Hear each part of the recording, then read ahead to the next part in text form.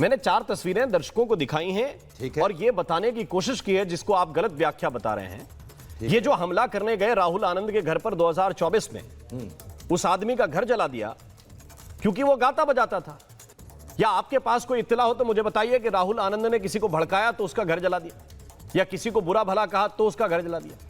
एक सुकून से गाने वाला आदमी, उसके घर में 2-3 हजार म्यूजिक के इंस्ट्रूमेंट हैं, उसने सारी जिंदगी की कमाई लगा के खरीदे और आपने जाके फूंक दिया। क्यों? क्योंकि आपका धर्म यह कहता है कि यह हराम है। आपने एक साहित्यिक कला केंद्र को अभी 18 दिसंबर को जाकर तबाह कर दिया, बर्बाद कर दिया, तोड़ दिया, फोड़ दिया, क्योंकि आपका धर्म कहता है कि यह हराम है। लेकिन उनके लिए हराम नहीं था। एक जो गायक जिसका नाम जेम्स है, मैं जवाब दे उसको अपना स्टेज छोड़कर भागना पड़ा क्योंकि एक भीड़ दौड़ कर गई, उसकी स्टेज पर चढ़ गई, कुर्सियां तोड़ रही है, पत्थरबाजी कर रही है। इसकी तस्वीरें आपके सामने हैं। क्यों? आप इस सोच को रोकने के बजाय, इस सोच को खत्म करने के बजाय आप उल्टा समझाने की कोशिश कर रहे हैं कि यही खत्म करने के लिए इस्लाम आया है। सुनो मेरी बात सुनो जी, मेरी बात सुनो। आपके नाम में राम भी है और आपके नाम में मोहन भी है। राम मर्यादा पुरुषोत्तम राम, और मोहन हमारे जो फादर ऑफ नेशन थे उनके नाम में मोहन था। दोनों ही जो शख्सियत हैं ऊंची हैं हमारे लिए। कमाल है आपका ज्ञान भी इतना दुरुस्त है ना। इमाम हिंद कहा गया है। जो आपके फादर ऑफ नेशन थे उनके नाम में मोहन था, इसलिए मोहन नहीं है, मोहन कृष्ण है। और उन्हीं के नाम पर गांधी जी के नाम में भी था, मोहनदास करमचंद गांधी। अच्छा ठीक है, चलो ठीक नहीं है, दुरुस्त करिए ना फिर। हाँ चलो कोई बात नहीं, चलो कोई बात नहीं। हाँ ठीक है। आपका ज्ञान ज्यादा है, हमारा ज्ञान। अरे ज्ञान क्या, वो तो सामान्य ज्ञान है। ये तो इसमें मैं कोई ढूंढ के थोड़ी लाया हूं कुछ। जब हम इन तोड़ने वालों को, तोड़फोड़ करने वालों को कंडम कर रहे हैं, तो आप हमसे क्या कहलवाना चाहते हैं कि हम इन्हें गोली लेकर मारें? अरे संभव हो तो करिए ना। दूसरे को मारने वालों को क्या करोगे भाई? आपके यहाँ शरिया में क्या है? गुनाह की सजा क्या है बताइए? गुनाह किसी को मारने की सजा क्या है आपके यहाँ? शरिया क्या कहता है बताइए? इस्लामिक जानकार हैं आप। कौन से गुनाह की सजा? किसी को कोई पत्थर मारे तो उसकी सजा क्या है शरिया के मुताबिक? गुनाह की सजा? किसी को कोई जिंदा जलाए उसकी सजा क्या है शरिया के मुताबिक बताइए? अगर शरीयत कानून, सुनिए, अरे सुनो भाई साहब, सुनो। जो आदमी किसी को नाहक तकलीफ दे, मोहम्मद साहब ने तो ये भी कहा है कि अगर आपका पड़ोसी भूखा है और आप पेट भरकर खा रहे हैं तो भी आप मुसलमान नहीं हैं। इस्लाम तो ये है। पत्थर मारने वालों को सपोर्ट कैसे कर सकते हैं हम? मैं यही तो पूछ रहा हूं वालों को सपोर्ट कि अगर आप उनको सपोर्ट नहीं कर रहे हैं तो उनमें क्यों भर रहे हैं? बता रहा हूं ना इस्लाम भाई 2-4 लोग यहां भी खड़े हो जाएं। बता रहा हूं इस्लाम। मौलाना साहब ने हमें बताया कि आराम है। नहीं, अगर मैं इस्लाम बता रहा हूं तो आप कह रहे हैं कि आप उनकी तरफदारी कर रहे हो। ये मेरा संवैधानिक अधिकार नहीं है कि मेरे भाई, मेरे छोटे भाई, क्या मेरा ये संवैधानिक अधिकार नहीं कि मैं इस्लाम की बातें बताऊं, मोहम्मद साहब के पैगाम को समझाऊं? क्या मेरा संवैधानिक अधिकार नहीं है मेरे भाई, मेरे छोटे भाई? जरा मुझे बता दें।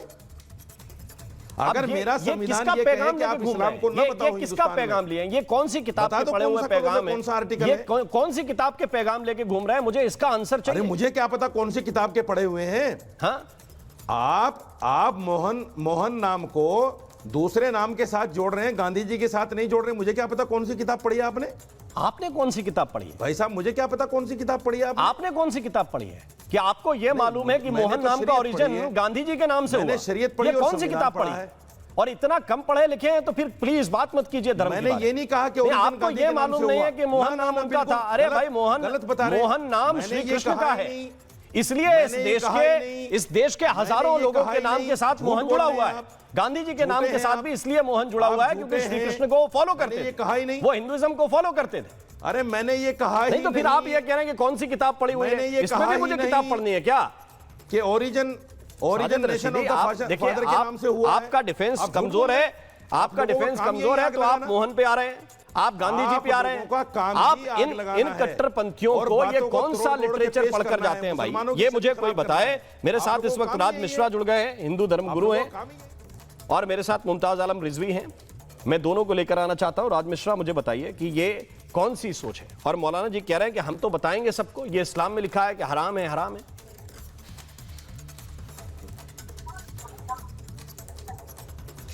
राज मिश्रा, सुन रहे हैं आप मुझे?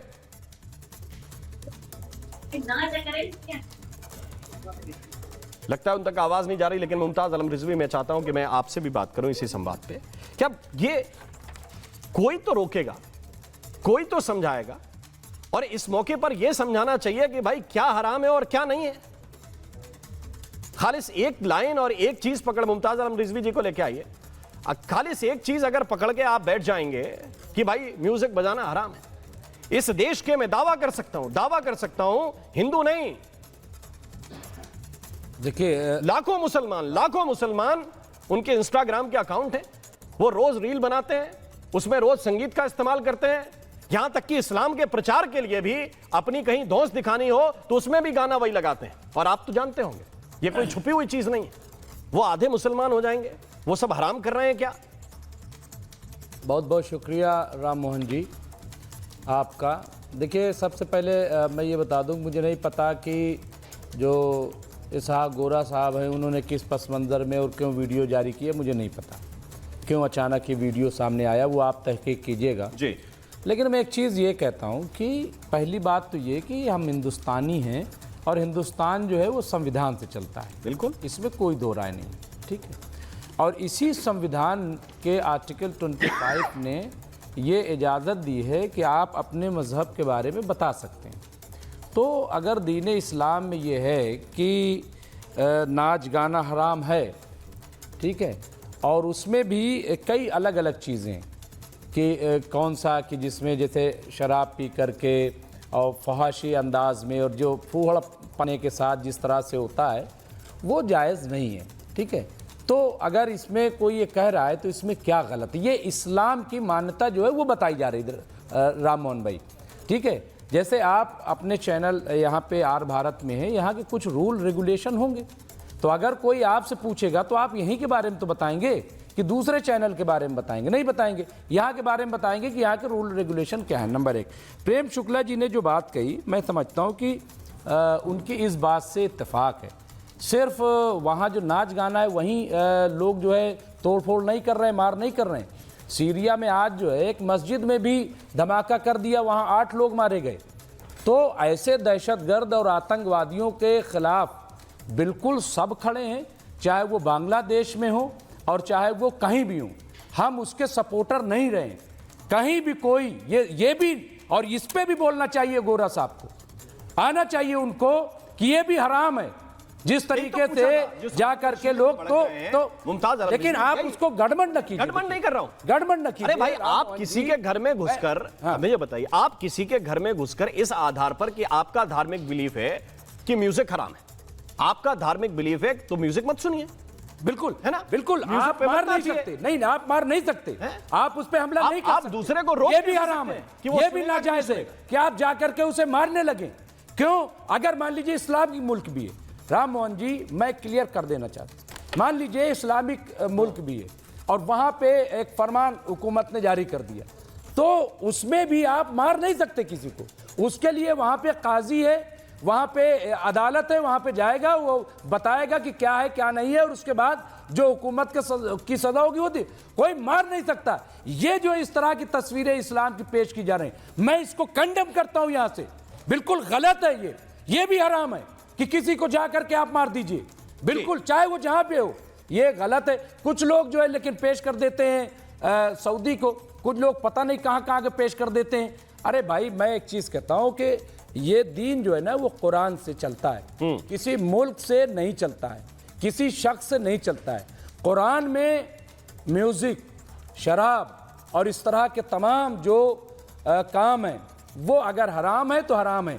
अब आपने एक और बस 30 सेकंड, आपने एक मिसाल दी कि साहब जब वहां बांग्लादेश में ऐसा हो रहा है तो यहां भी हो जाएगा, और आपने प्रेम शुक्ला को थोड़ा से प्रोवोक भी किया। नहीं, मैं क्यों प्रोवोक करूंगा? नहीं, मैं अरे उनकी सरकार है, सोचेंगे वो कंट्रोल करेंगे और देखेंगे। ये अगर ये शमाइल नदवी, मिसाल देता हूं, अगर शमाइल नहीं, फिर वही बात। अरे वहां आदमी, अगर वहां आदमी इस बात पर भड़क सकता है कि दूसरे को म्यूजिक बजाते हुए देखकर उसको परेशानी हो जाए, तो बार बार यहां बोलोगे तो यहां क्यों नहीं भड़क सकता? इसकी क्या गारंटी है? मैं एक चीज इसकी क्या गारंटी? वही मैं मिसाल दे रहा हूं कि अगर आतंकवादी बंदूक इस्तेमाल करता है जी, और तो जो जहरीली तकरीर है उसको रोकिए। नहीं, एक मिनट, आतंकवादी, मेरी बात तो पूरी हो जाएगी। अगर आतंकवादी बंदूक राम मोहन भाई इस्तेमाल करता है और बेगुनाहों को मारता है, तो क्या हम ये कह के अपने फौजियों से बंदूक ले लेंगे कि चूंकि आतंकवादी भी बंदूक से मारते इसलिए आप बंदूक रख दीजिए, न कहो कल आप भी मारते? दोनों की फर्क आप हथियारों को धार्मिक शिक्षा से जोड़ रहे हैं। अरे भाई, जो फौजी आचार्य राज मिश्रा कुछ कहना चाहते हैं उनके पास चलूंगा। जो देखिए, आप हथियार को फिर क्या कह रहे हैं? आपने फिर कहा म्यूजिक खराब, मैं इस पे वापस लौट कर आऊंगा, लेकिन आचार्य राज मिश्रा इस वक्त कुछ कोट करना चाहते हैं। राज मिश्रा जी बोलिए। राममोहन शर्मा जी, एक सबसे बड़ी दिक्कत जानते हैं आप क्या है? जहां इनकी संख्या ज्यादा हो जाए, जहां ये मेजॉरिटी में आ जाएं, वहां दूसरे धर्म के लोगों का रहना इनके हिसाब से हराम है। इसको ध्यान रखिएगा। इनके गलत बात हिसाब है, से वहां दूसरे गलत बात है। लोग रह नहीं कहां सकते। रहना हराम है? अरे